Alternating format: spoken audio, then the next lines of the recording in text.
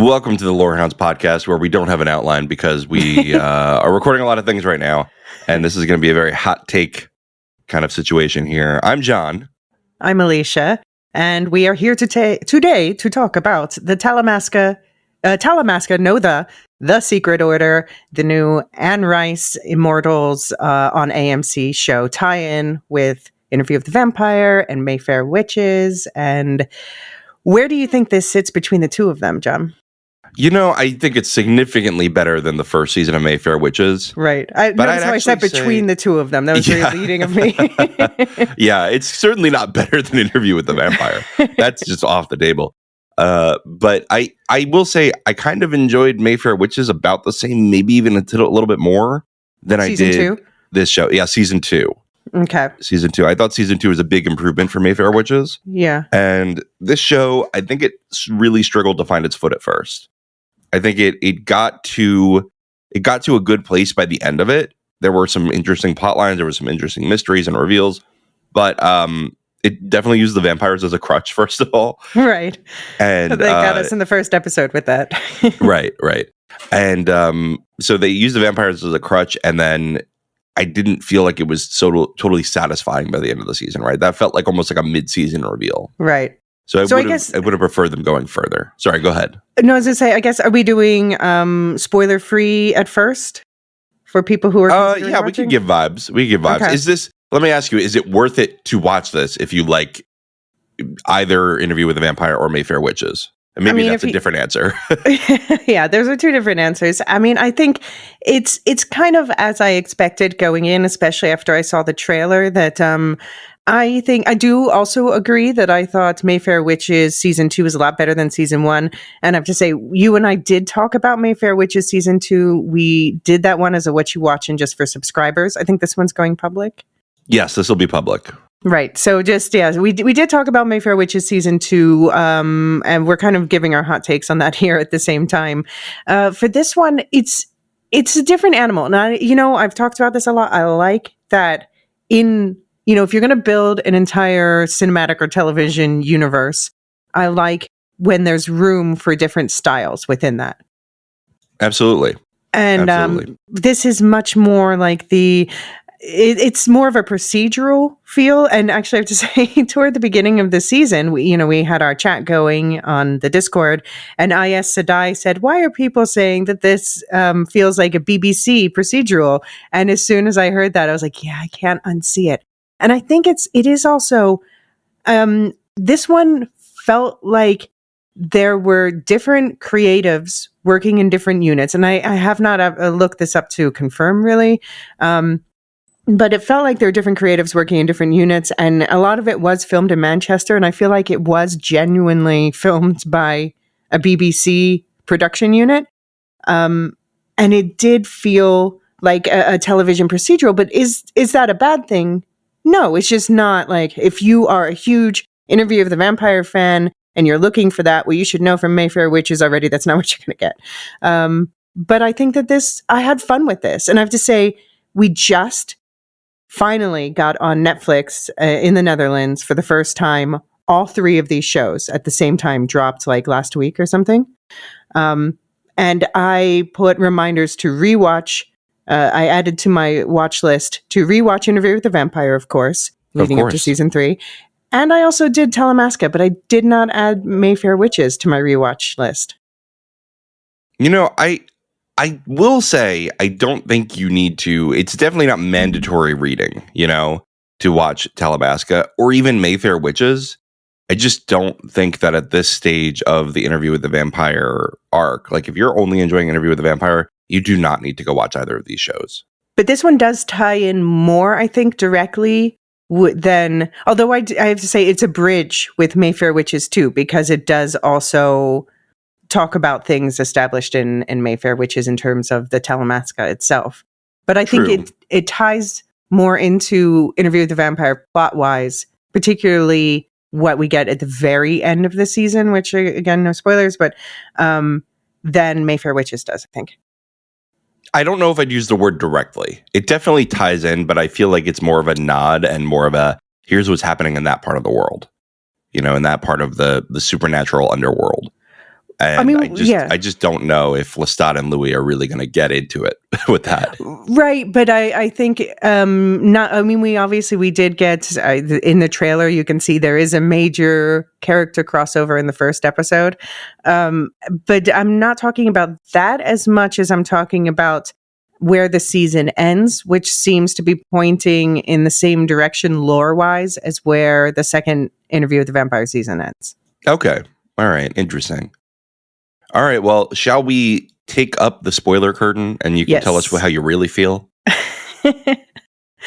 Yeah, I mean, okay, spoilers. What I'm talking about at the end is that we have Jasper, who's our main vampire character in this show, and at the end, it feels like he's being pulled into something that's called like the Great Conversion in the books, and that also seemed to be what was happening at the end of, I'm thinking particularly at the end of Interview with the Vampire season 2, where Louis hearing all of the vampire voices in his head talking about this, and this idea like we have to, that some have, we have to turn everyone into vampires basically, and then turn the rest into chattel. What's the long-term plan on that though? Because you need chattel, human chattel. Yeah. Yeah, and I will say there were interesting things that Jasper did, like the I almost want to call them demodogs from Stranger Things, because we're doing that at the same time, but like these half-breed vampires that he's making that are just animalistic. Revenants, you said? That's what he called them? Yeah, I can't even remember, but it was interesting. They were like zombies, basically, which was we saw those turn up in season 2 of Interview with the Vampire in the Eastern European plotline. Oh, is that the same thing? Mm-hmm. Oh, I didn't realize that was the same thing. That's why I was like, oh, that's new. Yeah. But we saw them, like, this is totally new to have Jasper controlling them with the clicker and stuff. I'm like, how does that work? It's fine. Never mind. It's fine. I just don't understand. Did we get explained exactly, like, how their making was different? This is mostly based on book lore, but I think the deal is that they are actually dead. Like, they're not living vampires, but they're killed vampires. Although in Interview with the Vampire season 2 is kind of like I forget the character's name, the vampire character that Claudia meets. And the Italian vampire, you mean? Mm-hmm, mm-hmm. Yeah. Is she Italian? I thought she was Italian. I mean, they were definitely not in Italy. You're right. I don't know why I thought she was Italian. In my head, she was Italian. But she thought that it was like she just couldn't make proper vampires or something. So I don't know. It is a bit hazy. And that is also the thing between these 3 shows is I feel like they don't have a central lore person overlooking them all. And I know Roland Jones, the showrunner of Interview with the Vampire, he did consult on this show. You can tell where he consulted, like the first episode. But I don't think he has time probably to, he's doing the Vampire Lestat, the season 3 of Interview with the Vampire. He doesn't have time to oversee all of this, but they do need that from someone of his taste caliber. And that's the key problem here, is that no one else that they've hired to run shows seems to have the same caliber of taste as Roland Jones. And that's why we're all like, oh, it's not as good as that, Yeah, it's just there's such an energy to Interview with the Vampire and an ambiance that is not present in either of the other shows. Right. And I don't know how you fix that without just changing the showrunner. Right. And fundamentally changing the show, right? Like, you almost have to start from scratch with like casting and writing and everything. I think it's not mandatory that you watch this. I'm pretty sure that anything that's important for Interview with the Vampire will be incorporated in Interview with the Vampire. That being said, it's only 6 episodes, and I found it a fun watch. Yeah, it's fine. It's like it's kind of mindless at a lot of points. Like for a spy show, they really do spell it out for you. Mm-hmm. There's like not even a 3-step reveal, just like twist.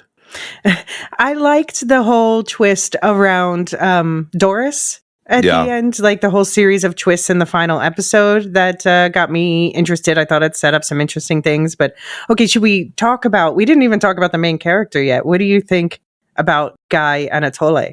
You know, he unfortunately suffers from Ted Mosby syndrome, which is he's the worst character in his own show. Okay. He's just so boring. And like Mm, I think the weakest part of this show is him. And not really? not even the acting. I thought the acting was No. fine. Mm-hmm. I think the writing was all over the place with him. Like I Right. just didn't understand what his motivations were at any point. And Right. not in like a fun mystery way, but like I didn't know what he was doing with Jasper. I didn't know where his head was at with half of the stuff.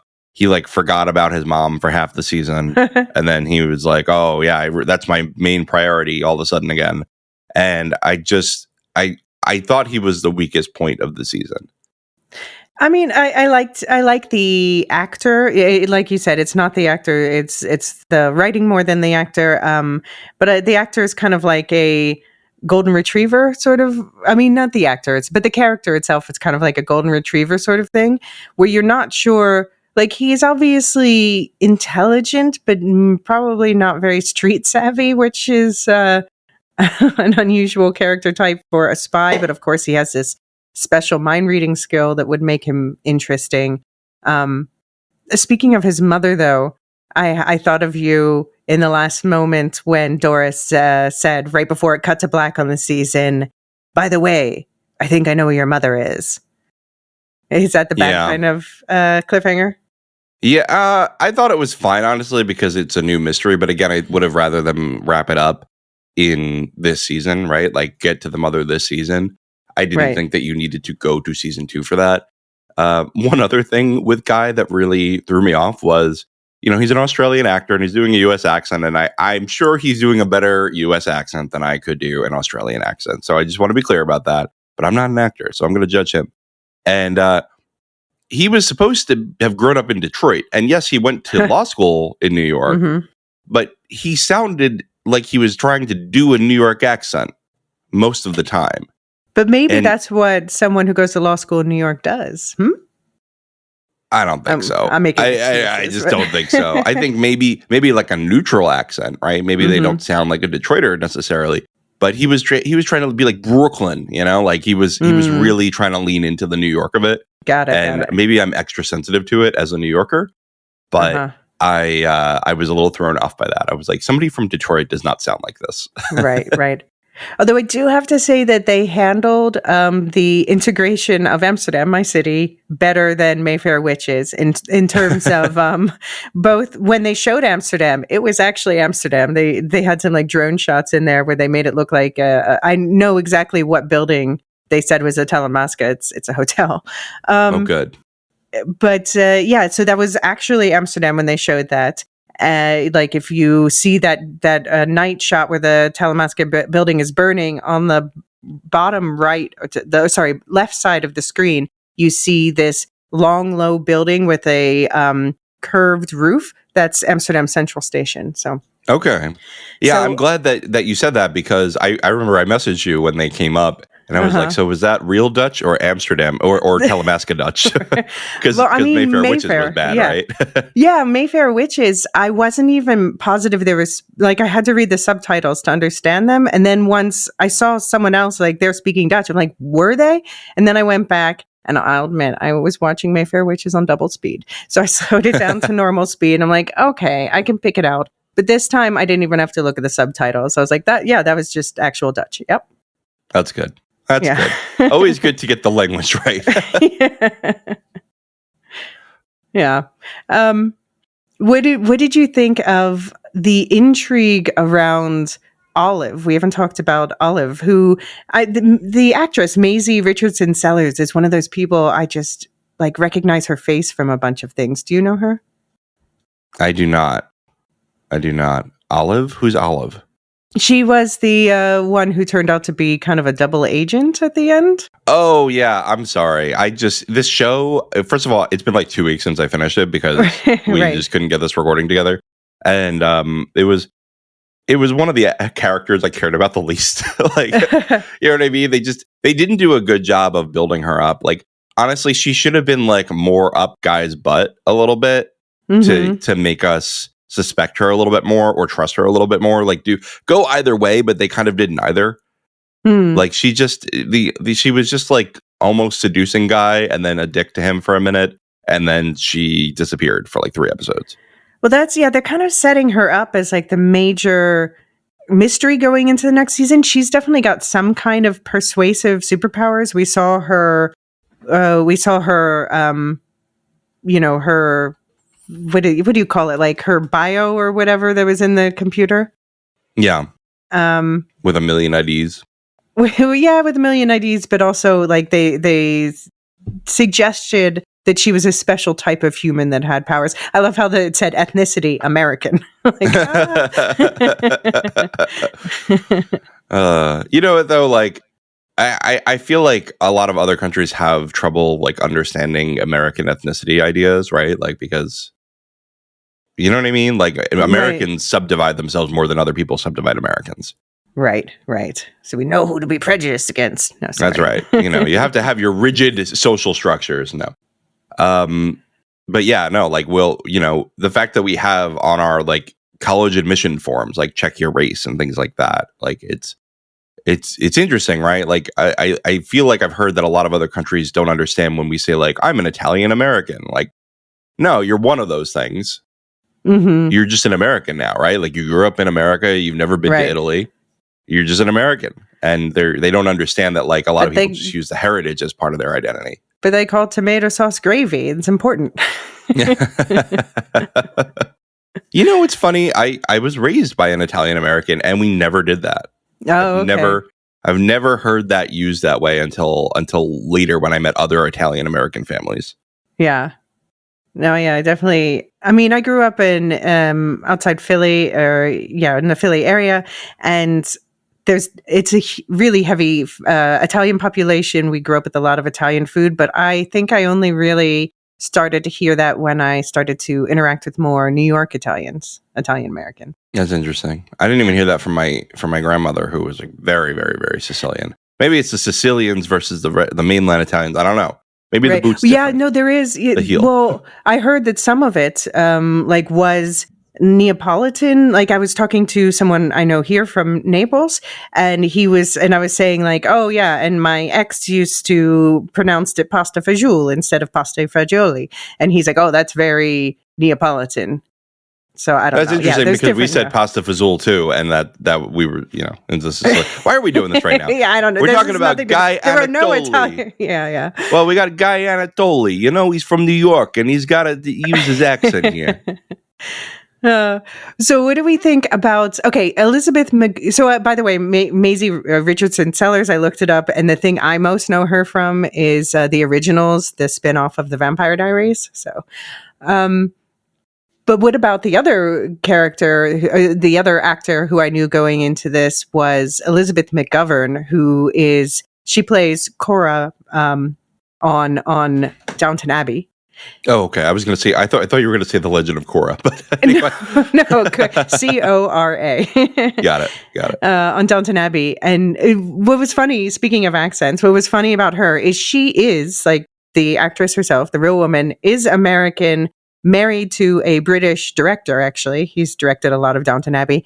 And so she played such a character also on Downton Abbey, where she was an American who was married to a British lord. And so her natural speaking is a bit affected in the British way, as makes sense when you're married to a Brit and live in Britain for a long time. But then for this show, especially in the first episode, and then they luckily kind of dropped it. It was like they were forcing her to go full British in her accent. I'm like, why? Why do we have to do this? It was kind of awkward for me at times, but I like her as an actress. The character was another one I wasn't completely sure they knew what to do with. What did you think about Helen, the leader of Talamasca's New York mother house? Yeah, I would agree, and yeah, the accent was a little all over. Like I thought they were trying to make her Dutch for a minute, and then it was kind of all over the place, right? They didn't know what to do with it. I did enjoy when guy goes, "That's not even your real name, is it?" She goes, "Of course it's not." I thought she was gonna say, "You fucking bozo." She really did like not treat him well. I know, and like I really don't understand. This is another reason that I don't understand guys' motivations is all of a sudden he decides he trusts her. And there really was no like event that made him trust her. I don't understand why he did suddenly. I mean, I guess lack of other options, perhaps, or like, I suppose, because by the end, she's kind of out of favor at the Talamasca for her own actions. So that kind of puts them more in the same boat. Or also maybe just, we referred to the twists at the end, but just the fact that finding out that Doris is her frozen in age vampire twin sister she's been searching for. The whole train shenanigans in the last episode was kind of like, I don't know, not working for me, but that moment where the two sisters exchange looks as she's helping them get away, Guy and Doris, that really did work for me. Yeah, there were emotional beats that work. For me, I just, because if they had just said, okay, if Guy had said this was our only option, right? This is our last resort. We don't have anywhere else to go, Doris. Fine.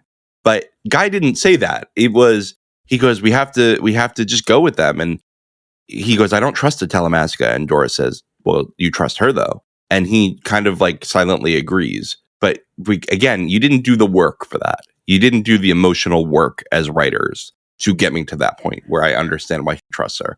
Maybe after he finds out what happened to her sister. Yeah. But I don't even think that happened at that point.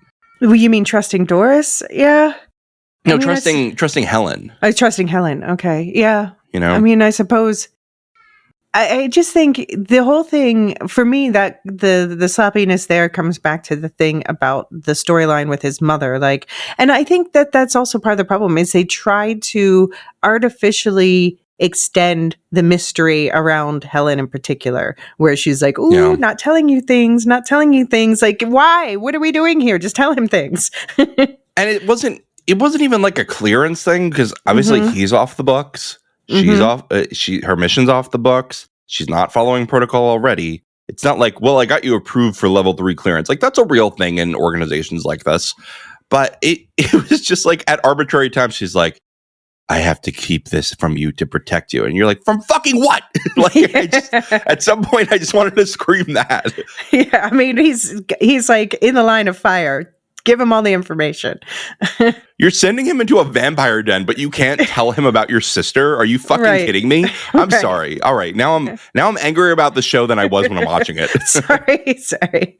I mean, I did think it was interesting, again, the twist at the end, where just finding out that these two are sisters means that Guy has a sort of mother-son relationship with Helen. And then there's definitely, like, they're teasing a romance between him and Doris. So that's really interesting to have one sister as like a mother figure and the other as like a wah, wah, wah, wah. But did you think that Doris was going to be his mom for a minute? Because I did. Yes. And then we were talking about it in the Discord chat, and I think it was Aya Sadai was like, well, it doesn't necessarily mean that she's not. But then I think Doris would have reacted differently when she said, I have an idea about your mother. I agree. But before that, I was convinced that was his mother. And I thought she was going to be like, call me mommy. And he'd be like, yes, ma'am. And then she'd be like, no, not like that. Yeah. I mean, we do watch Game of Thrones, so.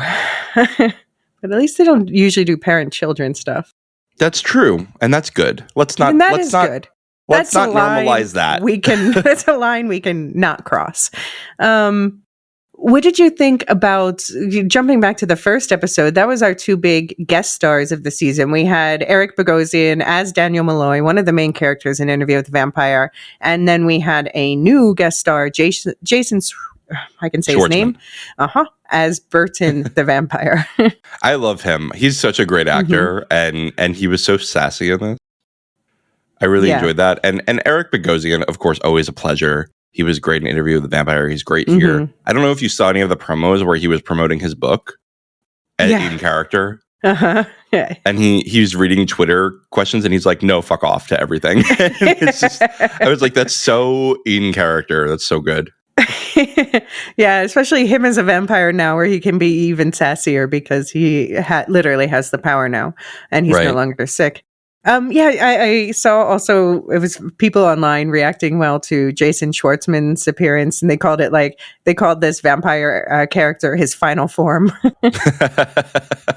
That's so true. I still have such an earworm from season 1, episode 1 of Interview with the Vampire, when Daniel is like, he's kind of, I'm not, he's trying to negatively talk about his first interview, right?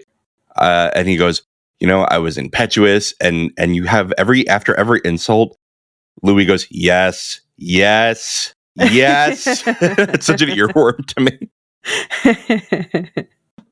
Yeah. No, I mean, that was clearly, that was where, I mean, this is obviously why Roland Jones had consulting. He was like, well, it's funny, just comparing to Mayfair Witches. They're like, can we use one of your vampire characters? They're like, here's a character who has one line in one episode. A bunch of people are going to forget about him. And then Talamasca, they're like, okay, you can have one of our big ones, but we're bringing on our boss to make sure you do it right. Which is absolutely fair. I mean, you can't fuck up Daniel. If you fuck up Daniel, you've ruined the show. Right.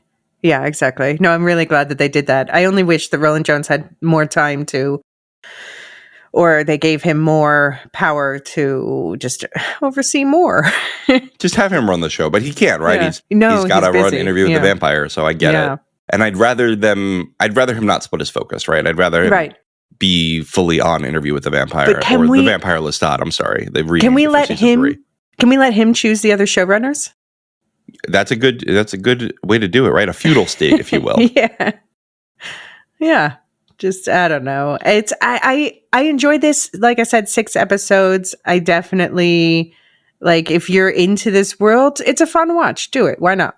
It's just it's a bit messier and has a more, I mean, I don't want to say amateur feeling. That's really going too far. But I don't think it's going that far. It doesn't have the same detailed taste. It's unpolished, right? It's there you go.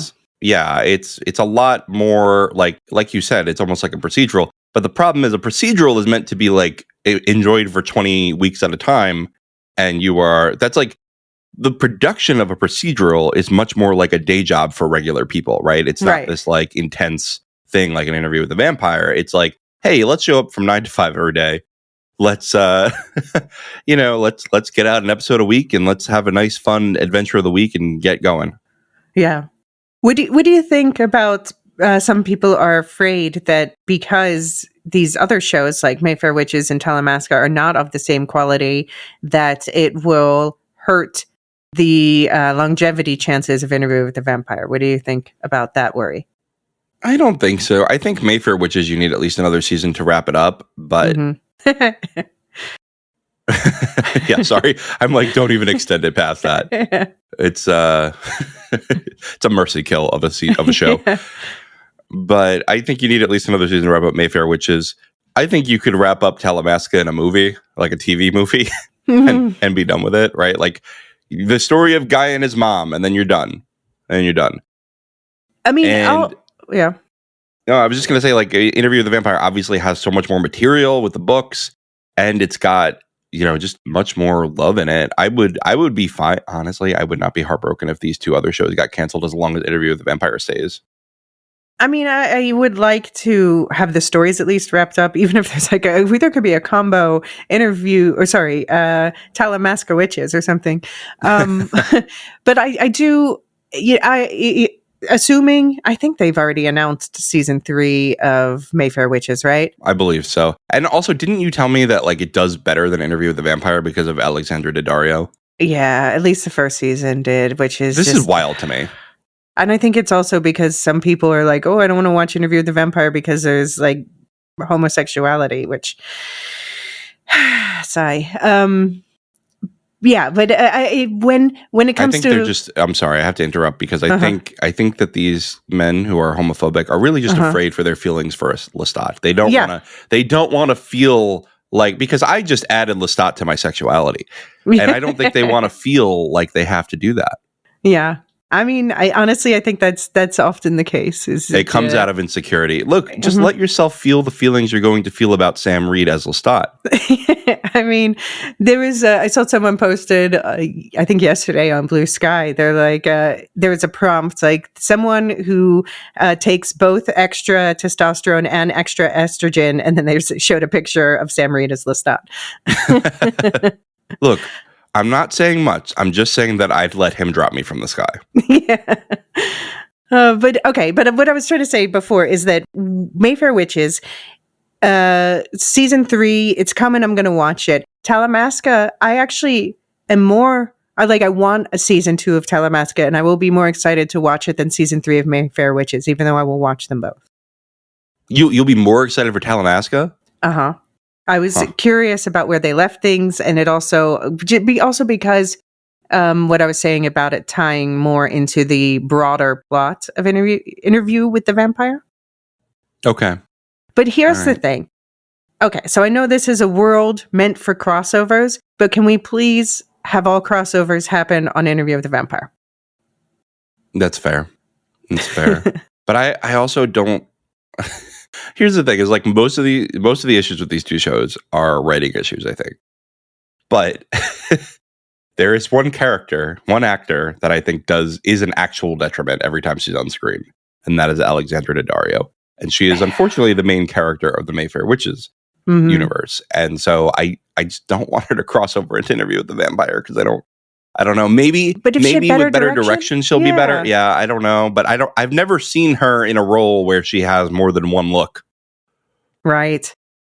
I mean, of course, I'm trying to think. I knew her before she was on White Lotus, but now I can't remember what she was on before that. She was in True Detective season 1, I know. I didn't. She was in Always Sunny in Philadelphia, and I haven't seen True Detective season 1, but like everything I've seen her in has just been like one note, and that's it's unfortunate.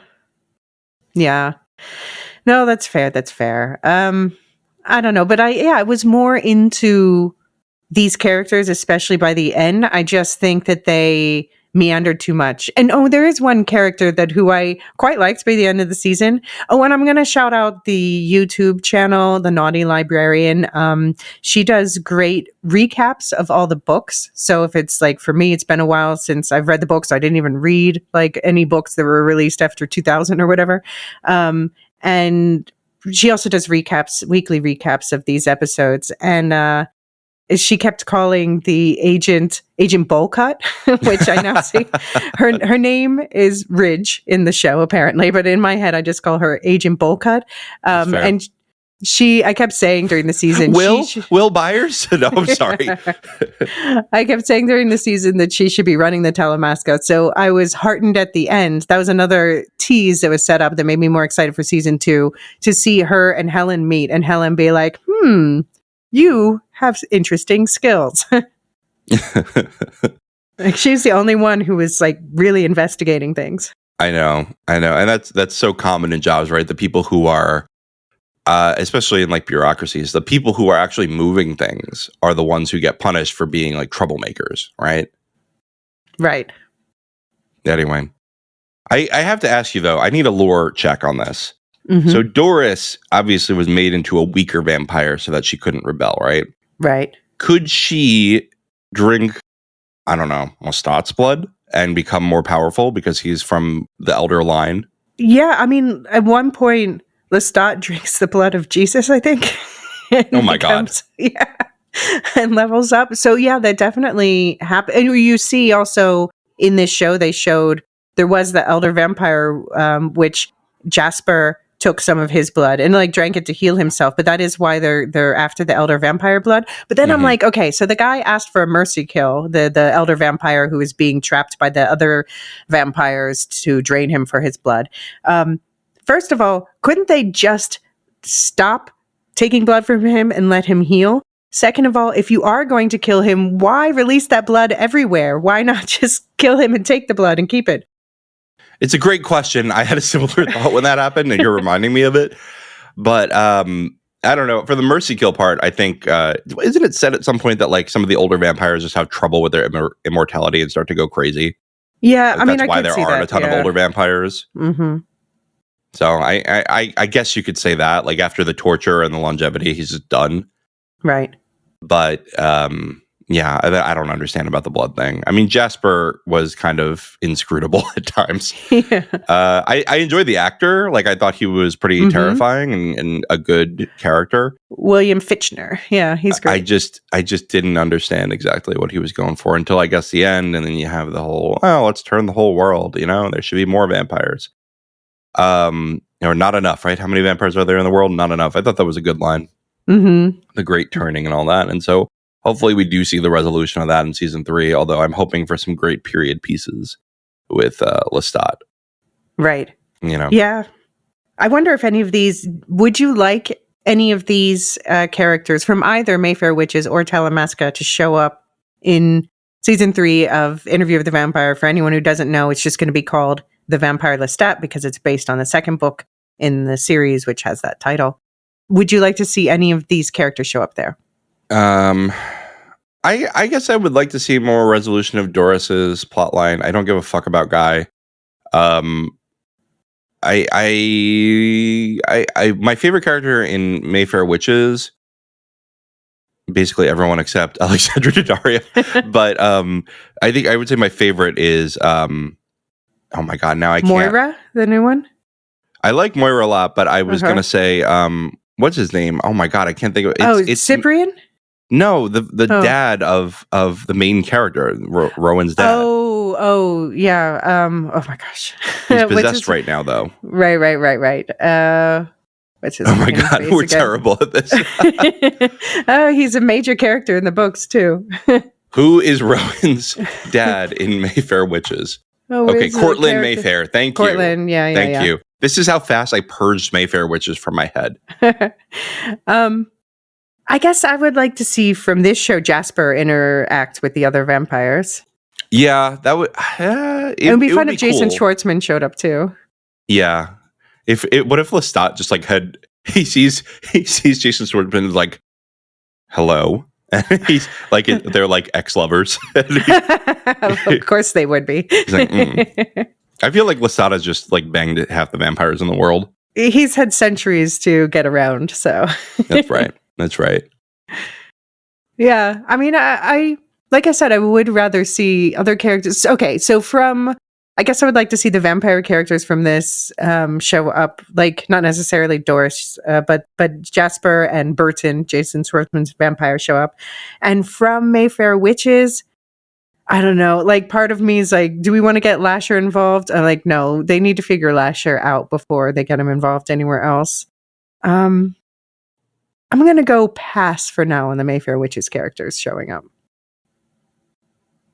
Yeah. Anyone else? Anyone else you're thinking about? Showing up in the next season? Yeah. I don't know. I guess I wouldn't hate it if Helen showed up or something. Oh, we didn't even mention, by the way, that we did have another crossover, an important character for the Interview with the Vampire storyline. Oh my gosh, now I'm forgetting his name too. And he's not here in the character list on Wikipedia. Played by Justin, what's his face? Talamasca, Justin. This might be the least Justin Kirk playing. It is literally, we did no notes. Raglan James. Okay. Do you know the deal with, Raglan James was in season 2 of Interview with the Vampire as a Talamasca agent, and now he showed up in also this Talamasca show. Do you know the deal with him from the books, and can I spoil something about him? You can spoil something. Okay, so warning, spoiler, definitely going to come into play. His power in the books, he was a Talamasca agent, yes, and he ended up getting kind of kicked out for stealing something important. Okay, so we're going in that direction for sure, but his major power is that he can do body swaps with people. Or vampires. Oh. Or vampires. Mm-hmm. That's tricky. That's tricksy. Yeah. Mm-hmm. Mm-hmm. So for reasons I won't spoil, his story does need to continue on Interview with the Vampire, but yeah, that's interesting that they brought him over here as well, which signals to me also they might be more directly crossing over between these two. They must be setting that up, but that it's not quite time for that yet. But although we don't know with season 3 with the Vampire Lestat, like, are they going to combine that with the next book in the series like they did in the movie? You know, there's the bad movie about Queen of the Damned. I think they probably will include elements of it at least. I don't know. They got to move a little faster than they have been, right? Because they did 2 seasons for 1 book. Right. But it was the most important book. Yeah. And they delayed certain things. Like, we're finally getting Gabrielle in season 3, Lestat's mom. Right. Right. All right. Sorry. Now we're just I feel like there's just not a lot. Show. There's not enough to talk about in this show. Like, it was just a very shallow show, and I would say that's my biggest criticism of it. Right. Mm-hmm.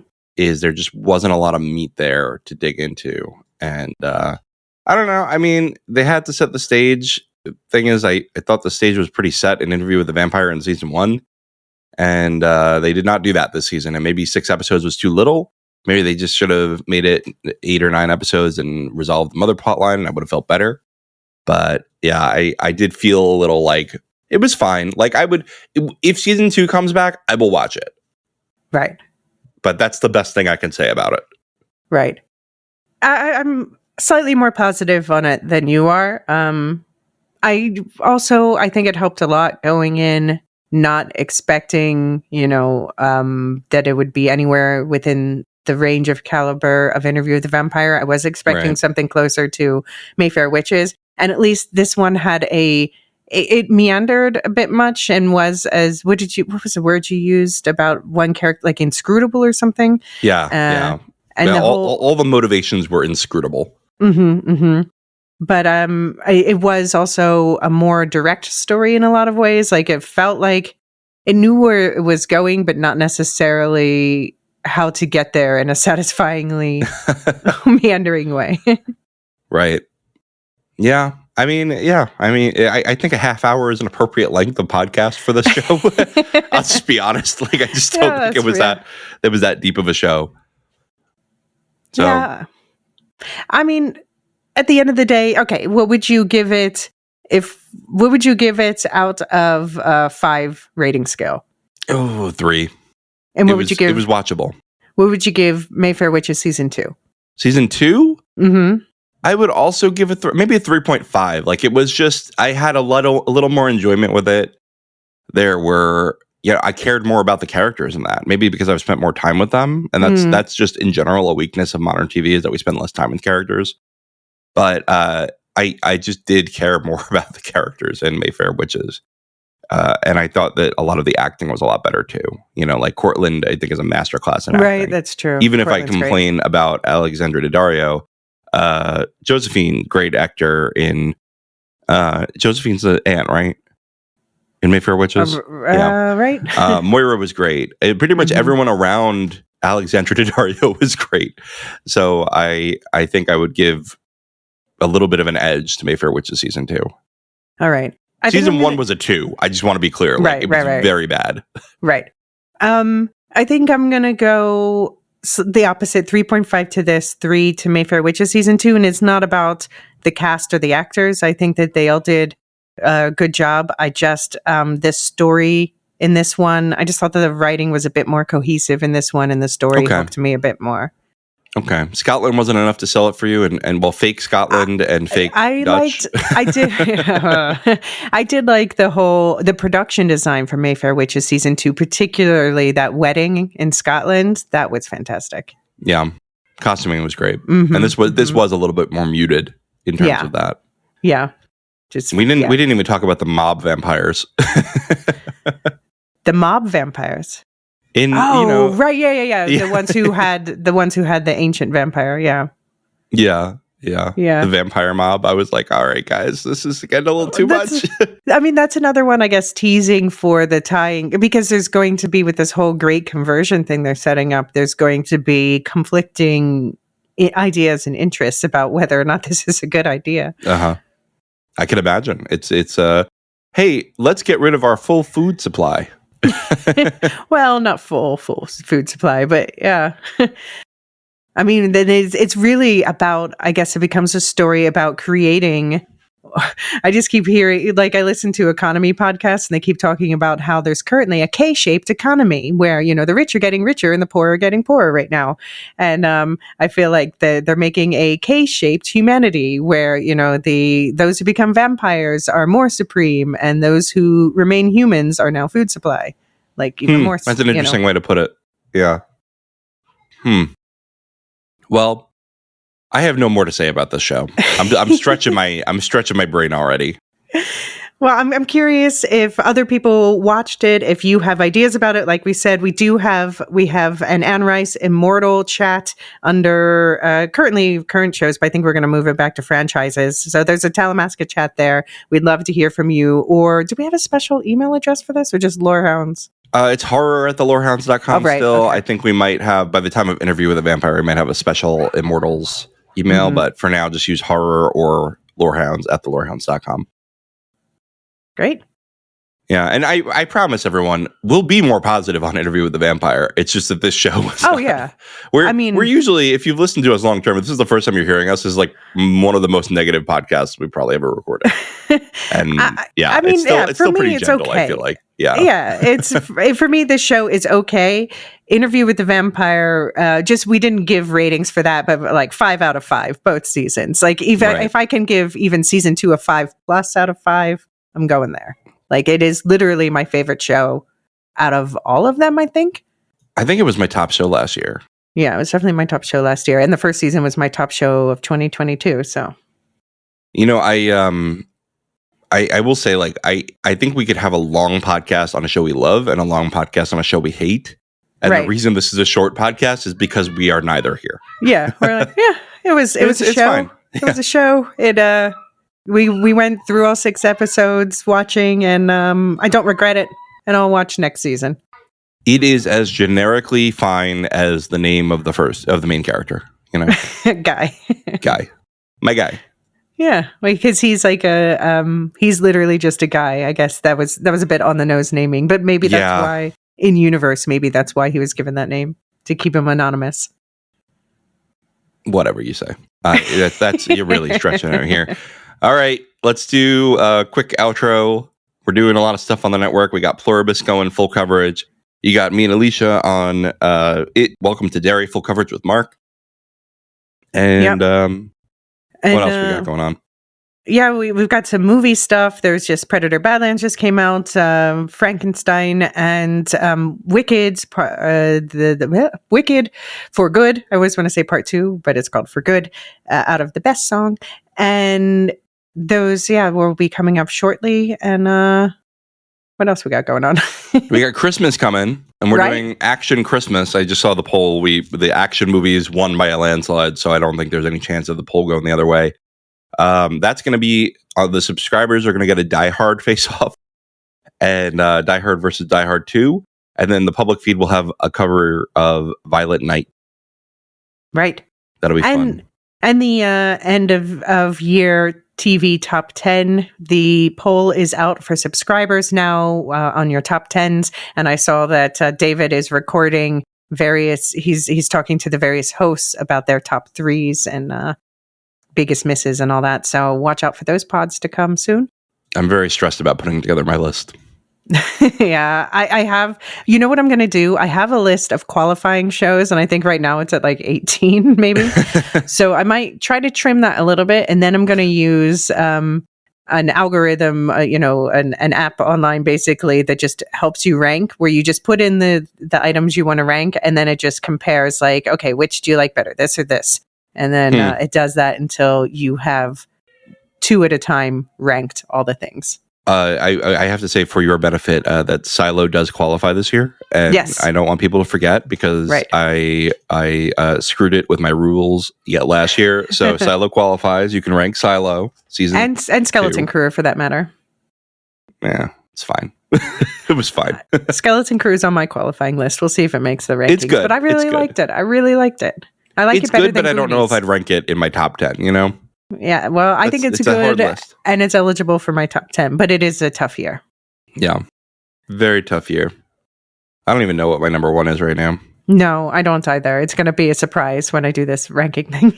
Yeah, maybe I'll decide on the pod. you know? All right. No. All right. Well, you want to do a quick... Oh, we didn't talk about the affiliates. Nevermind the Music has weekly coverage of music and psychology, and they're doing great. Mark's also on Welcome to Derry, and Nicole was on Pluribus with David. Right. And she's going to be on the Wicked, not part 2, stop saying that, brain. For Good. For Good with Marilyn and I. Radioactive Ramblings is about to cover Fallout Season 2. That's going to be a lot of fun. And we've got Probably Howard on break right now. Rings and Rituals on break right now. And what do you got on your feeds, Elysia? Wool Shift Dust is... I'm still finishing up Frankenstein. I got behind there just because I had to do other work so that I could pay rent. And yeah, annoying. And so I'm finishing up Frankenstein, still actually going to hopefully put out an episode today. And then Luke and I have already started recording our year 2 of A Christmas Carol with, I forget how many more new Christmas Carol specials covered. That's funny. I like it. Yeah. It's funny. It's fun because we don't have to like recap the plots. We just talk about like, okay, with this one, the Scrooge was that. Well, I think it's going to be a delight. So I'm looking forward to that. We've already made 2 delightful recordings. Very nice. All right, let's do our thank yous. I'll do the Discord server boosters if you do the lore masters. All right, I have to find the list somewhere. All right, you have till the end of the Discord server list. All right, okay. Aaron K, thank you. Tiller the Thriller, Duve71, Athena A, Listu, Nancy M, Ghost of Partition, Radioactive Richard, and Adrian. Okay, and I am opening and our lore masters are named. That is our highest tier of subscribers, if you don't know.